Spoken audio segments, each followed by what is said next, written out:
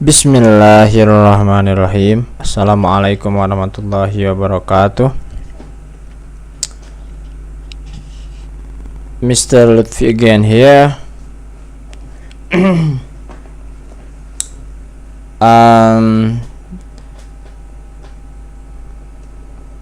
How are you today?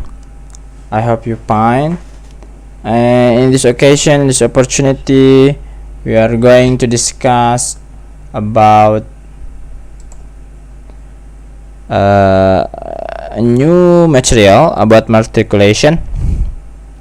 So this is the fourth meeting, yeah, fourth meeting. So maybe this is the last meeting, or maybe there is another material again. Tapi kalau menurut kurikulum kita pertemuan hanya sampai 4. Tapi terserah kalian. Cuman 4 ini Bapak rasa 4 pertemuan ini Bapak rasa udah cukup untuk menunjang kekurangan-kekurangan kalian pada waktu semester 1. Karena nanti ketika semester 2 materi-materi ini akan diulang-ulangin lagi gitu. Nanti kalau udah kelas 11 ya. 10 nanti kelas 11 materi-materi ini akan diulang-ulangin lagi sebetulnya. Jadi Bapak milih-milih yang kira-kira ada korelasi antara kelas 10 dan kelas 11. Okay, let's play. Today we are going to discuss about recount text. Do you know recount text? Pernah belajar nggak ketika kelas SMP atau kelas 7, 8, 9 gitu, pernah belajar ini?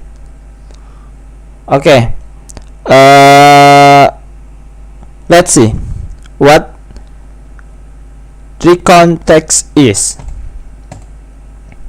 Recount text is a text which retells events or experiences in the past. It purpose is either to inform or to entertain the audience. So, recount text is the text of first text. Tell the information about history, maybe a history. History. Bisa jadi sejarah, bisa jadi kehidupan sejarah kalian, bisa jadi sejarah mungkin sejarah kemerdekaan Indonesia. And that is a recount text. Nah, nanti jangan sampai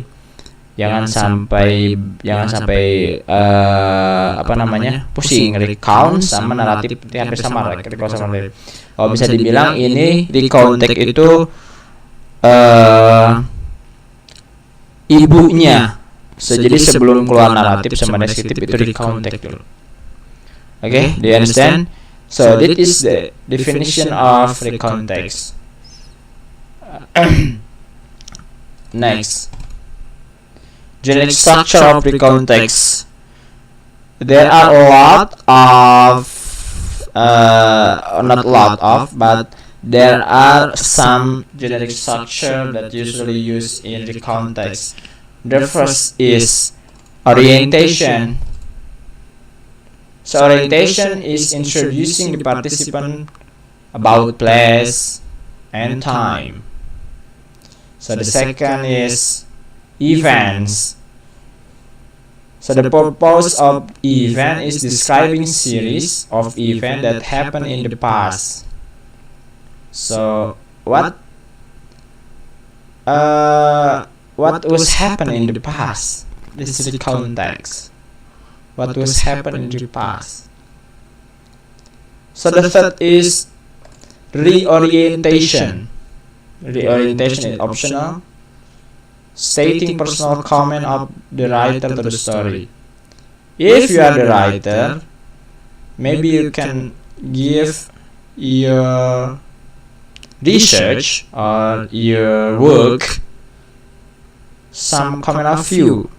Jadi kamu bisa, kalau misalkan jadi penulis, bisa aja kan ngasih komentar tentang tulisan-tulisan kamu. Kalau kalian senang nulis sejarah, kalian boleh menuliskan komentar tentang apa yang kalian tulis. But this is optional. So, the context is usually use orientation and event. The orientation is personal. You can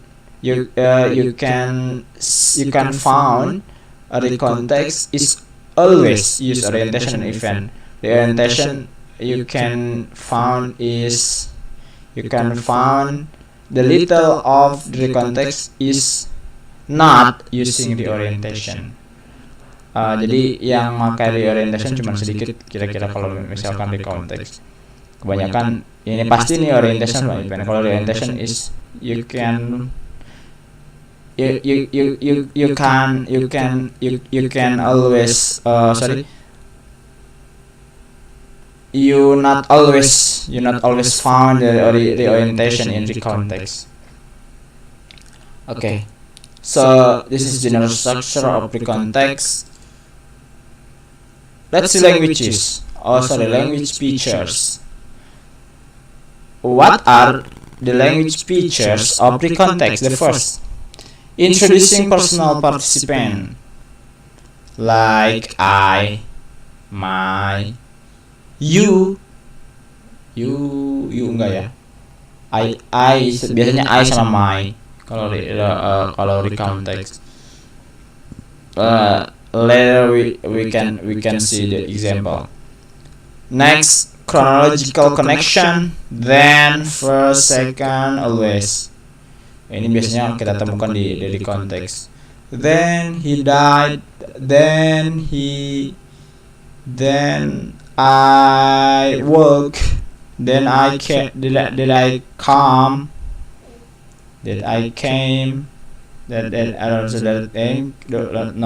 came but come, karena di konteks memakai simple present verb 2.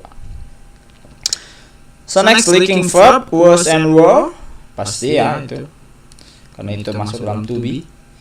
So next is action verb, cut, put, wash.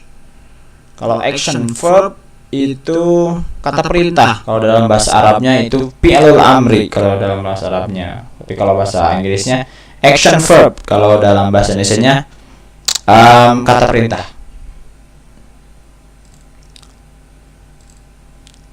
Okay, next. So another language features of the context is using simple past tense. Past tense itu pasti ya pakai verb 2. And sometimes the context use past perfect. For the example, had been vacated. This is sometimes. Tapi kebanyakan kita ketemukan di konteks memakai simple past tense. Verb kedua ya.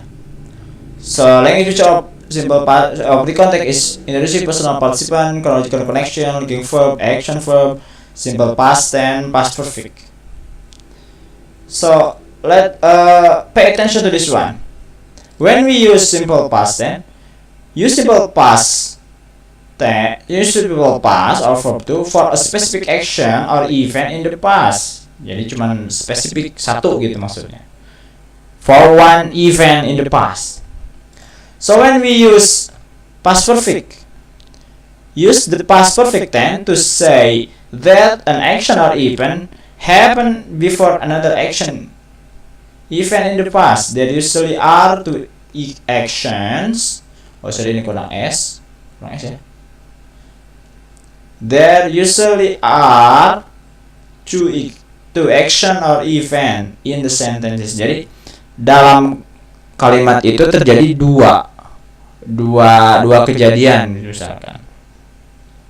Tapi kejadian satu dengan kedua itu terjadi nggak samaan. Satu terjadi duluan, kemudian yang keduanya lagi.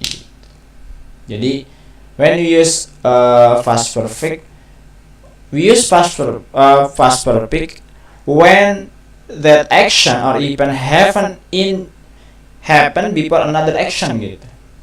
Or event. Jadi satu kejadian terjadi dahulu, kemudian datang lagi kejadian selanjutnya. Tapi dalam satu kalimat. Nah, itu kita memakai past perfect. Okay, this is an example of recount text.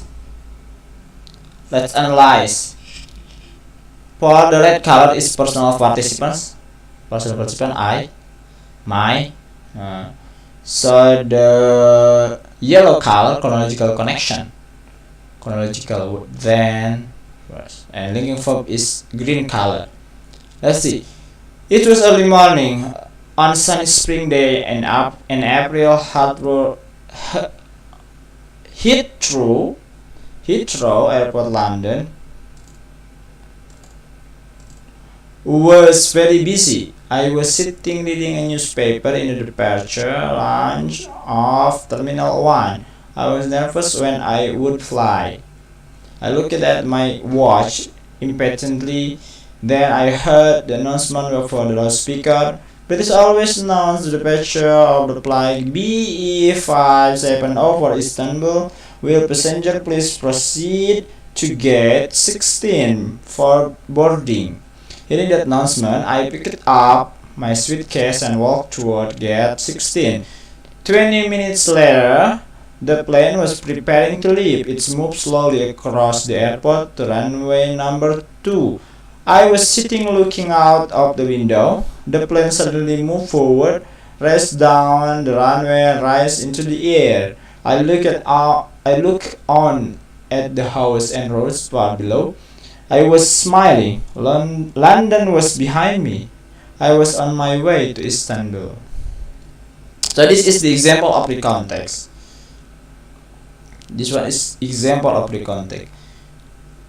Di kontek itu biasanya kan pakai simple past tense. Ini simple past tense semua nih. Simple past tense. Contohnya I would fly. I looked at. Nah, ini biasanya memakai simple past karena kalau simple past karena ini eventnya cuma satu. Cuman menceritakan kembali tentang dia berpergian dari London ke Istanbul, Turki. Do you understand? Yeah, if you understand, like always, there is an exercise for you in the below of the video. Seperti biasa nanti lihat di bawahnya pasti ada tugas yang bisa kalian kerjakan ya. Tugasnya itu untuk kehadiran kalian. Oke, Bapak harap kalian mengumpulkan ya. Maybe this is the last video of Materikulasi. Thank you for your attention, and I'm so sorry if you found from me any mistakes. So I'm so sorry. My apologies to you if you found any mistake for my language or my pronunciation or for my another mistake. I'm so sorry. Saya minta maaf kalau misalkan materi kelas ini juga agak telat ya. Mungkin kalian melihat yang lain udah pada cepat-cepat, cuman Bapak agak lambat. Saya minta maaf.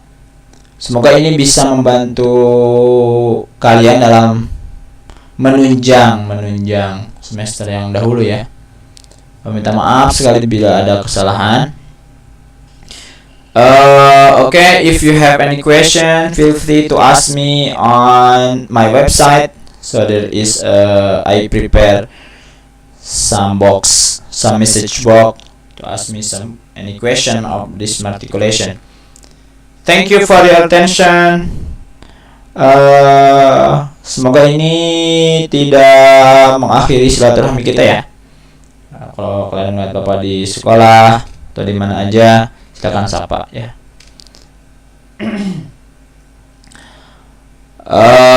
This is the end of this Materikulasi. Assalamualaikum warahmatullahi wabarakatuh.